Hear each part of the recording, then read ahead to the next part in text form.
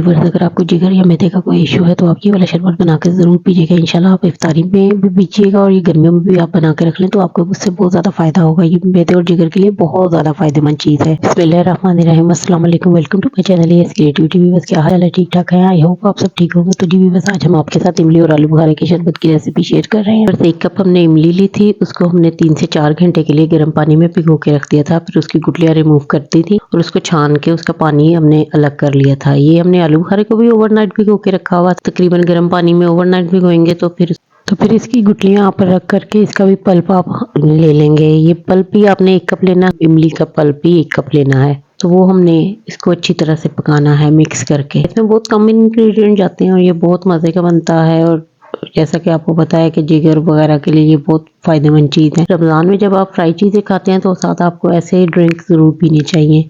Viewers, ये है भी बहुत आसान और बहुत जल्दी बन जाता है। तो ये आप बना के एक बार रख लेना तो इसे आप 1 माह के लिए स्टोर भी कर सकते हैं। ये देखें, ये बहुत इजी सी रेसिपी है और इसमें बहुत बहुत कम इंग्रेडिएंट लेंगे। ये मैंने काला नमक लिया है तकरीबन 1 टीस्पून, ये भी मैं इसमें ऐड कर दूंगी। और इसमें मैंने चीनी डालनी है। ये 2 कप, क्योंकि 1 कप उसका आलू बुखारे का था और 1 कप इमली का था, तो इसमें 2 कप चीनी भी 2 कप ही जाएगी, ज़्यादा चीनी भी नहीं जाएगी। मीठा, ये वैसे भी मीठा ही बनता है। ये इतना ज़्यादा वो खट्टा नहीं होता, खट्टा मीठा नहीं होता, ये मीठा सा शरबत होता है।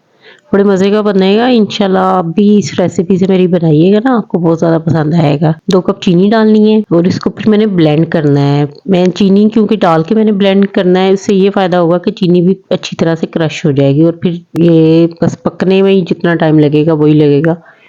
पकने में तकरीबन ये 8 मिनट से आधे घंटे में ये पक जाएगा। जी व्यूअर्स, ब्लेंड करने से ना ये बिल्कुल इसका स्मूथ सा टेक्सचर आएगा। ये बहुत मज़े का, देखने में भी बहुत मज़े का लगेगा। अब इसमें हमने 2 कप चीनी डाली है, 2 कप ही हम इसमें पानी डालेंगे। 15 से 20 मिनट क्योंकि इसने पकना है, इसलिए इसमें 2 कप पानी डाला जाएगा। वो जितनी देर पकेगा उतनी देर वो पानी इसका सारा अब्सॉर्ब हो जाएगा और ये बड़ा अच्छा बन जाएगा। तो व्यूअर्स, ये देखें, ये जो इसकी झाग वगैरह ना, ये सारी पहले झाग सी बनेगी। ये इसकी पकने की वो भी एक अलामत होगी, वो मैं अभी आपको जब पकेगा तो मैं आपको दिखाती हूँ। तकरीबन 15 से 20 मिनट इसने पकना है मुझे। हाँ, बस गुठलियाँ रिमूव करने में देखिए मुझे आधा पौना घंटा लगा था और ये 15 से 20 मिनट ये पकने में लगा था। बाकी इसे हमने भिगो के रखा था। और ये गर्मियों में तो बहुत मज़े का लगता है ड्रिंक। अगर आपके इलाके में बहुत ज़्यादा गर्मी है तो आप ये ज़रूर बना के रखा करें। बच्चों को भी जब स्कूल वगैरह से आते हैं तो उन्हें ये वाला शरबत ज़रूर पिलाया करें। बाज़ार के शरबत वगैरह ज़रा कम, जूस तो खैर अब बहुत महँगे हो गए हैं, तो आप कोशिश किया करें कि ऐसी चीज़ें घर में बना के रखें बच्चों के लिए और बड़ों के लिए। अगर आप ऐसी चीज़ें बना के रखेंगे घर वालों के लिए तो आप यकीन करें आपके घर वाले आप बहुत आपको दुआएँ देंगे इंशाल्लाह। जी व्यूअर्स, चेक करें, अभी से 10 मिनट हुए हैं पकते हुए, तो इसकी देखिए झाग काफ़ी रिड्यूस हो गई है।